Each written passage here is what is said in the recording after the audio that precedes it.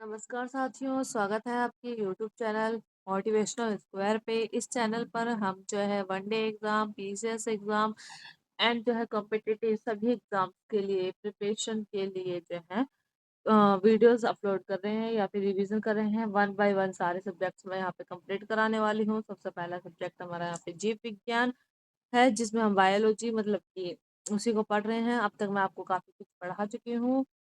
अगर आपको स्टार्टिंग से पढ़ना है तो इसकी सारी वीडियो जो है ज़रूर से ज़रूर देखें, ताकि आपको और भी अच्छे से एक्सप्लेन करते हुए आपको समझ में आए। ठीक है, देखिए मैं कुछ क्लासेस के बाद रिवीजन क्लास भी करा रही हूँ, ताकि आपको याद रहे और आप अच्छे से अच्छे जो है स्कोर को कर।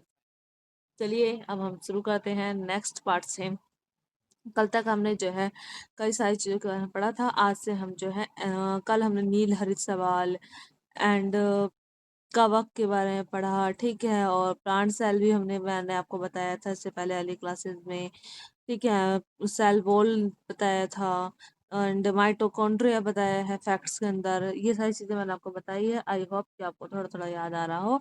नाउ अब वी स्टार्ट एंजोला से। ओके, देखो एजोला जो है क्या है, ये धान के खेतों में जो है एजोला का जो है जैव की बात करते हैं, जैव उर्वरक के जो है रूप में प्रयोग होता है। ठीक है, जैव उर्वरक के रूप में इसका हम एंजोला का प्रयोग करते हैं धान के खेत में। धान यानी कि चावल के खेतों में हम इसका यूज करते हैं। इसमें जो है नाइट्रोजन स्थिरीकरण की क्षमता अच्छी खासी होती है। तो एजोला कहाँ आ जाएगा, धान के खेत में। यहाँ से जो है पीवाई क्वेश्चन भी आपसे अच्छा खासा जो है पूछा गया है। ठीक है, नेक्स्ट हम बात करते हैं नाइट्रोजन उपयोग क्षमता। ठीक है, नाइट्रोजन जो है उपयोग क्षमता की बात करते हैं। फसल उत्पादन में जो है नाइट्रोजन उपयोग जो है क्षमता में वृद्धि, उर्वरक की मात्रा, बार बार प्रयोग जो है नाइट्रोजन अवरोधक प्रयोग जो है नाइट्रोजन धीरे धीरे छोड़ने वाले जो है उर्वरकों के प्रयोग आदि के द्वारा की जा सकती है। देखो नाइट्रोजन हमारे पौधे की वृद्धि के लिए बहुत अच्छा खासा है, बस अब इतना समझे, इससे ज्यादा नहीं। देखिए राइजोबियम के बारे में मैं आपको पहले ही बता चुकी हूँ, काफी बार हम इसके बारे में पढ़ चुके हैं, लेकिन मैं दोबारा बता देती हूँ। जो राइजोबियम है ना, ये ना हमारे नाइट्रोजन की हेल्प में बहुत हेल्प करते हैं। दलहनी फसलों में जो है ये हमारे अच्छा खासा रहेगा। नील हरित सवाल जैसा जो है एजोला, ये सभी जो है नाइट्रोजन के स्थिरीकरण को करते हैं। ठीक है, जबकि जो वेस्कुलर, ठीक है, अर्बुस्कुलर और माइक्रोराइजा जो है फॉस्फोरस के स्थिरीकरण में हेल्प करते हैं। ठीक है, माइक्रोराइजा किसके जो है स्थिरीकरण में हेल्प करते हैं, फॉस्फोरस की जो स्थिरीकरण में हेल्प करते हैं। नेक्स्ट हम बात करते हैं लघुमा चोसे ग्रंथि बैक्टीरिया की। ठीक है, ये एक बैक्टीरिया है लघुमा चोसे, कुछ अजीब सा नेम है ना। लघुमा चोसे जो है ग्रंथि बैक्टीरिया राइजोसोम है। ठीक है, जो झुंड विशेष प्राप्त होते हैं। ठीक है, जो कि झुंड विशेष में प्राप्त होते हैं। ये मतलब कि राइजोसोम है, राइजोसोम है, उसमें जो है मिलता है। ठीक है, बात करते हैं विभिन्न फसलों में जो है अलग अलग बैक्टीरिया पाए जाते हैं। ठीक है, इनकी जो है अलग अलग प्रजातियां अलग अलग फसलों में पाई जाएगी। नाइट्रोजन स्थिरीकरण के लिए उत्तरदायी होते हैं। किसमें होते हैं, नाइट्रोजन स्थिरीकरण के लिए उत्तरदायी होते हैं। नेक्स्ट हम बात कर लेते हैं सोयाबीन। ओहो, सोयाबीन तो हमारे लिए काफी प्रॉफिटेबल होता है ना, खाना चाहिए। सोयाबीन सीड्स खाइए, बहुत आपको फायदा करेगा। सोयाबीन जो है राइजोबियम जैपोकिनम, ठीक है, तीन पातिया घास राइजोबियम ट्राइफोली। ठीक है, देखो क्लोवर, क्लोवर को हम तीन पातिया घास यानी कि लॉन्ग में जो है टाइफोली। ठीक है, और ये सोयाबीन्स में कौन सा, राइजोबियम जैपोनिकम मिलता है। ठीक है, लूसन में जो है आपको राइजोबियम मेलिलोटी मिलेगा। ठीक है, मेलिलोटी मिलेगा आपको। नेक्स्ट हम एंड देखिए एक्वेटिक फन, ठीक है, जलीय फन में जो है एनाबीना एजोली मिलेगा। ठीक है, ये एनाबीना जोली जो एजोली धान के खेत में भी पाया जाता है। ठीक है, जलीय फन की बात करते हैं। गुनेरा जो है माइक्रोफाइला, नोस्टेक मस्कोरम मिल, ठीक है, नोस्टेक जो है मस्कोरम मिलता है। नेक्स्ट हम बात करते हैं 2,4-D है। 2,4-D क्या है, ये 2,4-D डाइको डाइक्लोरो फेनो फेनोक्सिएटिक, ठीक है, डाइक्लोरो फेनोक्सिएटिक जो है एसिड है। एक खरपतवार नाशक है। क्या है, खरपतवार नाशक है, जो कि पौधों में कोशिकाओं के बढ़ने के जो है तरीके को बदलकर चौड़ी पत्ती वाले जो है खरपतवार को नष्ट कर देता है। क्या होता है, जो खरपतवार होते हैं ये हमारे लिए काफी नुकसानदायक होते हैं, क्योंकि ये क्या करते हैं, जो भी पौधा होता है ना उसके आसपास के जितने भी न्यूट्रिएंट्स होते हैं उनको खा पी के खत्म कर देते हैं, तो इसलिए हमारे लिए नुकसान होता है।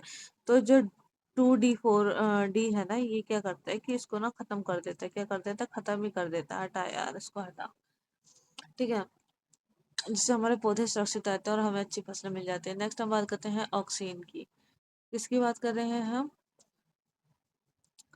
ऑक्सीन की। ऑक्सीन एक पादप हार्मोन है। कौन सा हार्मोन है ये? हाँ, ऑक्सीन, याद कीजिए। ऑक्सीन जो है हमारा ये प्लांट हार्मोन है। ठीक है, क्या है? प्लांट हार्मोन है। हम जब टिश्यू वाले चैप्टर वगैरह में पढ़ेंगे तो हम उसके में जरूर। ठीक है, पादप हार्मोन।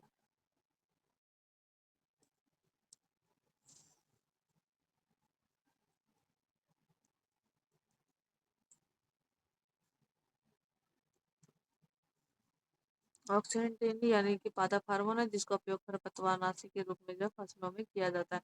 जो ऑक्सीजन है ये देखो हमारे पौधों के अंदर डाला जाता है। ये खरपतवार खरपतवार की जो है नाशी के लिए इसका प्रयोग किया जाता है, उसको मारने के लिए किया जाता है। ठीक है, खरपतवार जो है खेतों की फसलों के साथ साथ अनावश्यक रूप से जो है उग जाते हैं, जो कि पानी, रोशनी को यानी कि प्रकाश को, खनिज को इत्यादि को सोख लेते हैं और फसल की प्रतियोगिता है उनसे कंपटीशन करने लग जाते हैं।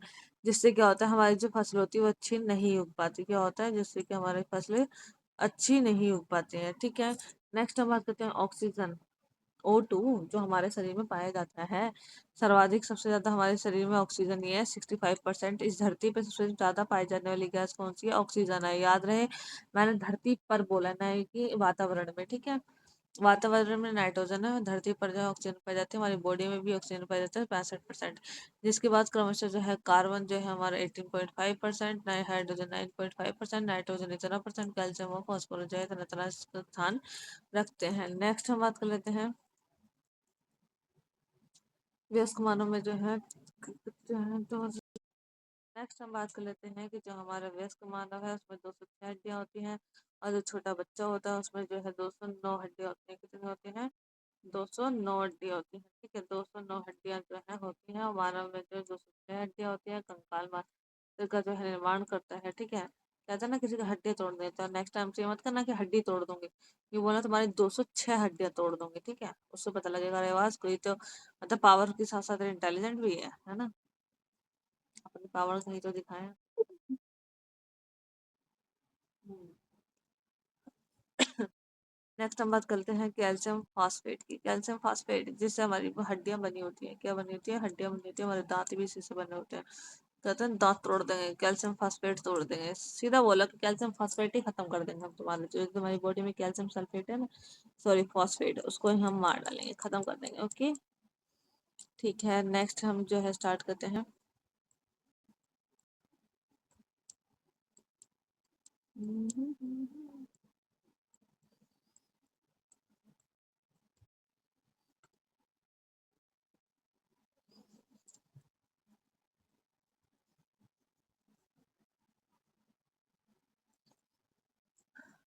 देखिए, अब हम मानव कंकाल की हड्डियों के बारे में अगर हम बात कर ही रहे हैं तो उसके अंदर हमारे सबसे पहले आता है स्टेपीज। स्टेपीज जो है एक प्रकार की हड्डी होती है, जो कि सबसे छोटी हड्डी होती है, और ये मानव के कान में पाई जाती है। आपके कान में जो ऐसे ऐसे कान है ना, इसके अंदर ऐसे ऐसे करके इसके अंदर हड्डियां होती है। कौन सी? स्टेपीज होती है। कौन सी होती है?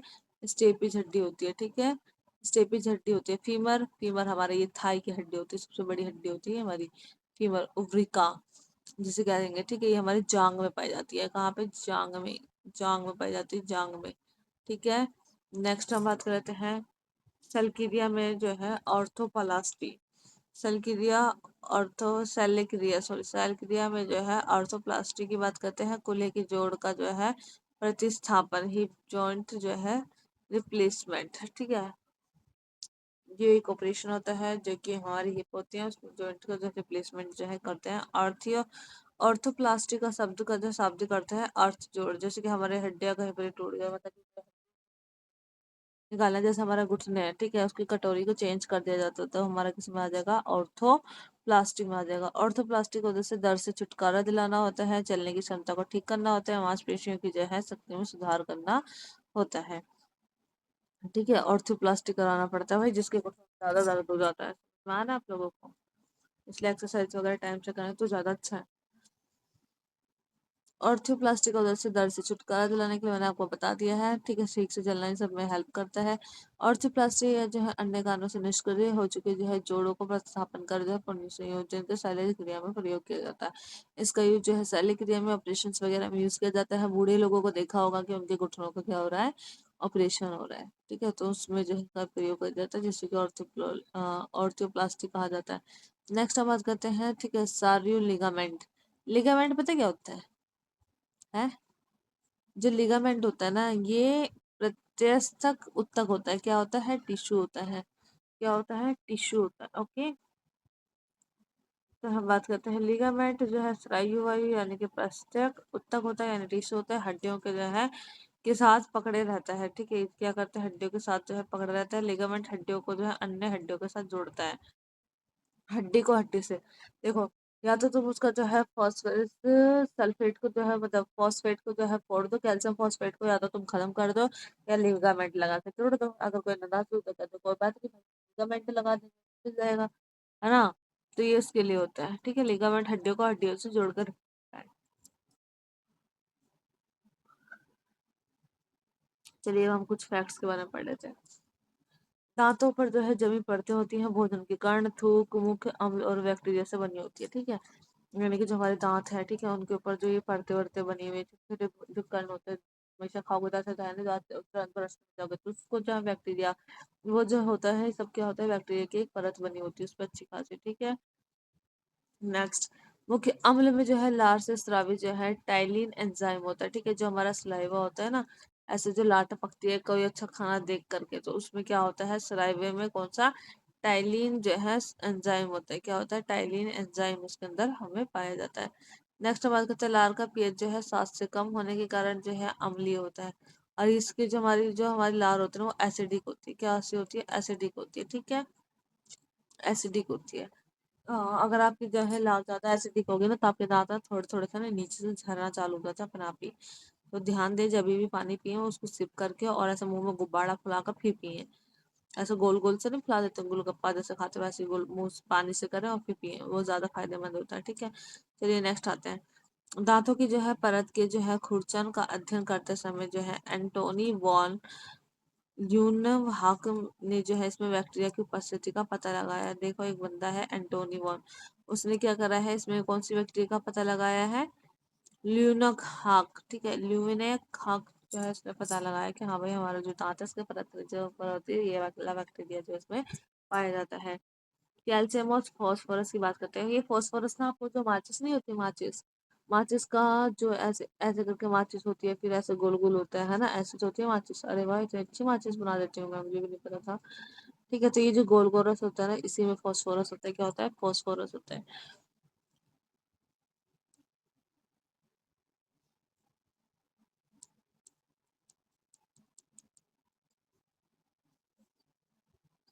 इसी में फास्फोरस होता है। कैल्शियम को तो आपको पता ही है, कैल्शियम फॉस्फेट की हमारी हड्डियां बनी ही होती है ना, दांत भी इन्हीं से बने होते हैं, कैल्शियम फॉस्फोरस से। इसकी कमी से जो है हाथी वो हमारे जो दांत है और जो हमारी हड्डियां हैं वो झड़ने लग जाती है और उनकी कई सारी बीमारियां भी हो जाती हैं, ठीक है। अब बात करते हैं छोटी आंत। छोटी आंत और बड़ी आंत, यानी कि छोटे में और बड़े में, याद कर लो ऐसा कुछ। छोटी आंत की बात करते हैं। मानव शरीर में जो है पाचन का अधिकांश भाग छोटी आंत का में जो है जाकर संपन्न होता है।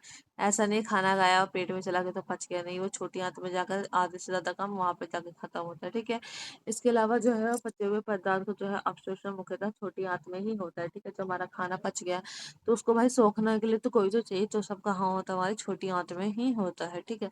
हालांकि भोजन का जो है पाचन मनुष्य से जो है मुंह से प्रारंभ होकर जो है बड़ी आंत तक चलता रहता है, ठीक है। क्या होता है कि जैसे हमने खाना खाया वहां से स्टार्ट होगा और हमारे मुंह के जो है बड़ी आंत तक जाता है, यानी जब तक बाहर नहीं आता जब तक जो है डाइजेशन का काम चलता ही रहता है। ऐसा नहीं है कि खाया और बस छोटे आंत में चला गया तो पच गया, नहीं भाई, जब तक बाहर नहीं निकलेगा जब तक हमारा डाइजेशन का प्रक्रिया जो है चलता ही रहेगा, ठीक है।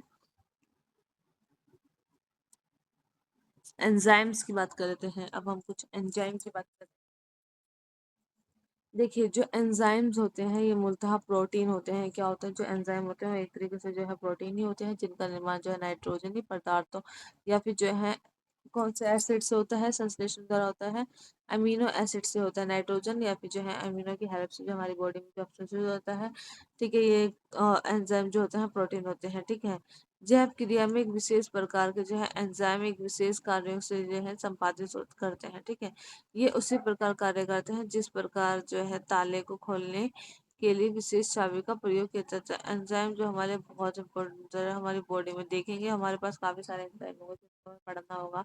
ये हमारी बॉडी में बहुत प्रकार के काम करता है, इसी तरीके से इस ताले को खोलने के लिए चाबी का काम होता है। चलिए अब हम इसको यहीं पर ही रोकते हैं, आगे की चीजें मैं आपको नेक्स्ट क्लास में बताऊंगी।